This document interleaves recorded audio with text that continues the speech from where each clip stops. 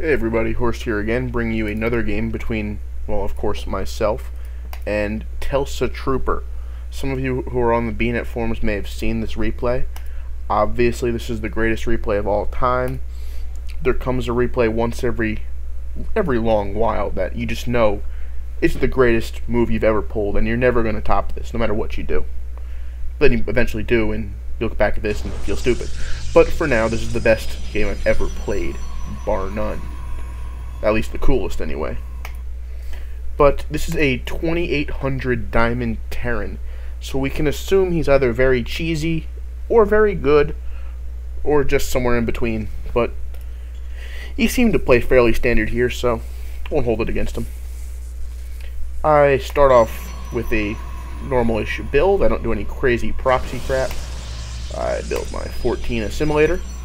I will build a core at 15 or core at 17 like normal. Everything is looking peachy for me.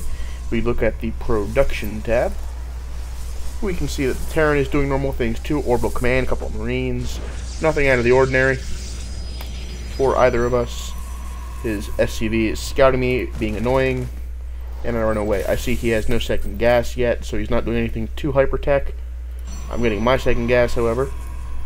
This could be anything. Terran has no idea yet. Put a pylon back here in case I am scanned, so he might not see it. And I will just build a couple of zealots and a stalker, so I can put a little pressure on his front door. But it won't work, obviously, because he's doing a Terran wall-in, which is incredibly powerful. But I'm throwing down a Twilight Council, which is awesome. Of course, it's not so awesome against fast starport like this. 1-1-1 builds generally hard to counter Dark Templar, but we shall see if that's the case here. And of course it's not, because I'm casting this replay that I played, and I win on all replays I cast. So we'll throw down a Dark Shrine here, and the game will lag to hell. And there we go. I see I can't do anything, so I'll just run away. But I will throw down a pylon right around here eventually, so I can warp DTs in across the gap. At this point, he still has no idea what I'm doing.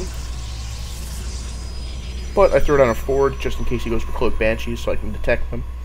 I figure it's important to have some kind of detection. Don't want to leave myself too wide open to abuse by that kind of crap. But my shrine is starting to get close to completion. I need that pylon so I can warp across, and there it goes. I'm going to have 3 warp gates up. If I switch that over, there we go. And he has his Raven started. This should not be effective. But I do manage to get 2 DTs in his base. And I'll just take a couple of swings at him. I managed to isolate a tank. It's not that much damage, but it's not bad either. I'll send 1 DT up, take a look around, and I don't get to kill the starport before the Raven comes out. And scan. I made him wish to scan that something at least. But I lose both my Dark Templar, doing very little damage. Not looking great for me so far. I'll warp in 1 more DT and I'll just stick it away in the corner. Or I'll run it up to die. That'll work too. I'll warp in another DT and stick that in the corner. So if he tries to expand, I'll know about it. But his Banshee over here tries to attack me. He gets pushed off. And I will go down for a Stargate. And why not an expansion too? Now at this point, there were observers watching this game. They're like, oh, Horst is in a bad position. He should probably go for Templar. Templar are good. Screw Templar. Too commonly used. Everyone likes them. I don't. Well, I do, but they're too commonly used. So we'll do something much, much more awesome than Templar. We will wait until we have enough minerals and throw down a pylon. Damn it, that's not what I want. I was trying to do this dramatically. This isn't working out well. I gotta practice these casts before I actually do them. But we'll wait till we have 300 minerals coming up right about now, and then we'll throw down a fleet beacon. At this point, the observers are like, oh my god, that's crazy. And you know what? It is crazy. But hell, what is this game if you're just gonna play serious? So I was just going for the lulls at this point. I still have my Dark Templar out here. I figure he's not going to have more than 1 Raven, so when his army moves out, that one Dark Templar can go up into his base, start killing things, maybe make him pull back, buy me some more time to get a carrier or two out. And the game is lagging very badly. I probably shouldn't try to reformat videos while playing the game. Oh well. But his army is still massing, not doing too much good for him down there. I almost have my fleet beacon up. Almost. I have a Phoenix out, so I might as well just go scout around and see what's going on. And there goes the beacon. Wow, this is laggy. It'll get better, guys, I promise. But we'll just scout out with a couple of units while I warp in a carrier. Come on, carrier. You can do it. I see him moving out. That's going to make my Templar move in. And let's see if he can do any damage to hold this Terran back. Oh, he'll kill a turret, maybe? No. Decide to hell with that. Let's go after a Marine. He'll kill a Marine. And then he'll go right for the workers. Oh, he scanned me. And I stopped paying attention, at which point my Dark Templar dies. A horrible, horrible death, killing almost nothing. These Dark Templars have not paid for themselves. So let's look at the production, or the army tab. Yeah, this game should be over right about now. It really should be. But you know what? I'm not giving up. To hell with it. I have 2 bases. He only has 1. If I can survive this attack for a little while, I'll be fine. Starting to get my carrier up. We'll just force field here and hopefully kill a couple of Banshees while he sits down there. No such luck. He has tanks. I gotta get the hell away from that ledge. Carrier is almost out though, which is a good thing. He has that PDD up, which is godforsaken and horrible. But again, just buying time for my carrier. If I can get that 1 carrier out, I can die happily. That's my whole goal in life at this point. Kill the carrier. Or to get a carrier. That's it. I want nothing more than this. I could die happy. Oh, almost done. Come on, carrier. Carrier has arrived. Now we gotta make some magic happen with our tiny, tiny army. And will it? Oh, of course not. My entire army is melted. But you know what? The hell with it. We'll just retreat the carrier back. I have cannons here and here to bombard the Marines as the carrier retreats. And my cannons start connecting with the PDD, or with the Raven. At this point I have the brilliant idea to kill the Raven.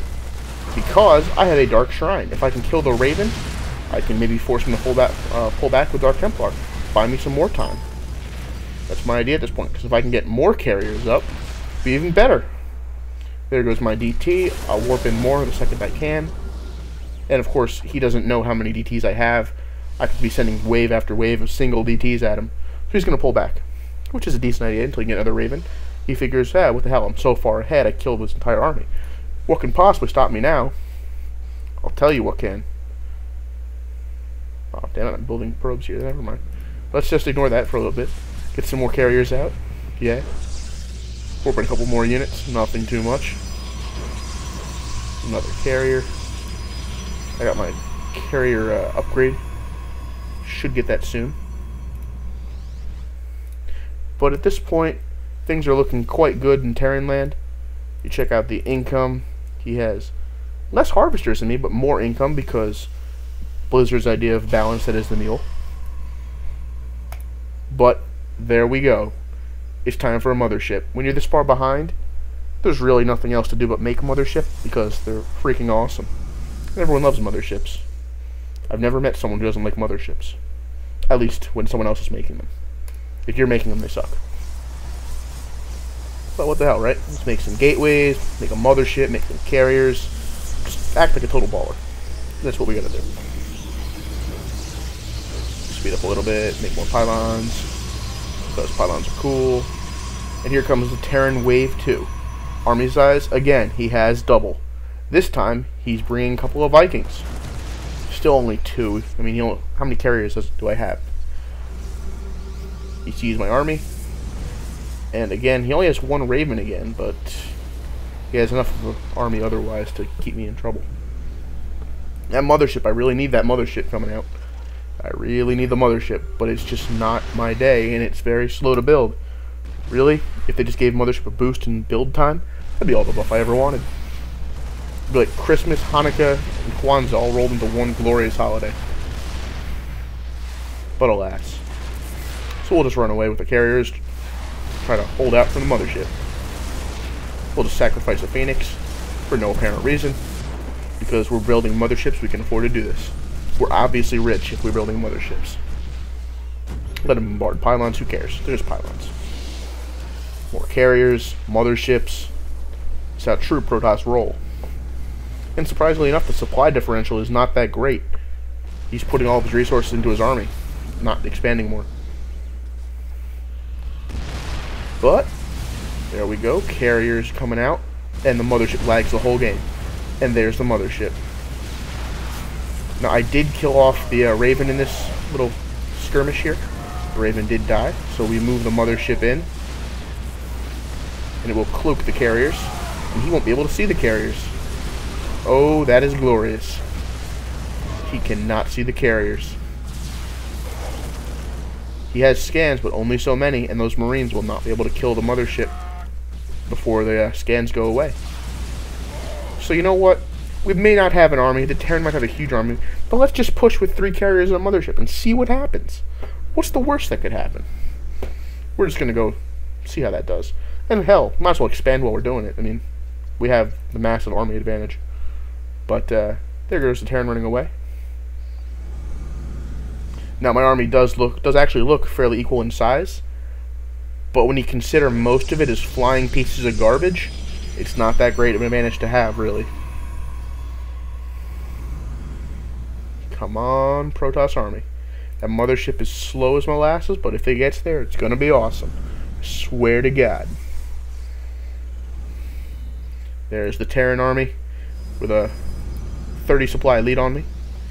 Ain't nothing to a boss. We're just going to go over here, shoot some interceptors out. That's how we do it. And here comes the greatest part of the whole game. That is a lot of Marines, right? A lot of Marines. Let's just suck them all into a vortex. Yeah. Put some siege tanks in the vortex. You know what? While we're at it, why don't we throw some zealots into the vortex? Just throw everything in there. Maybe a carrier, you know. Just throw everything in there. Now the cool part right there. Oh yeah, when all of those Marines popped out, those siege tanks fired on my zealots, killed every one of his Marines in one salvo. There go all of his Marines, the linchpin of his anti-air. Now what's he got left? Siege tanks, a couple of Vikings. That's not going to stop 3 carriers. With a Mothership? No, you got nothing left.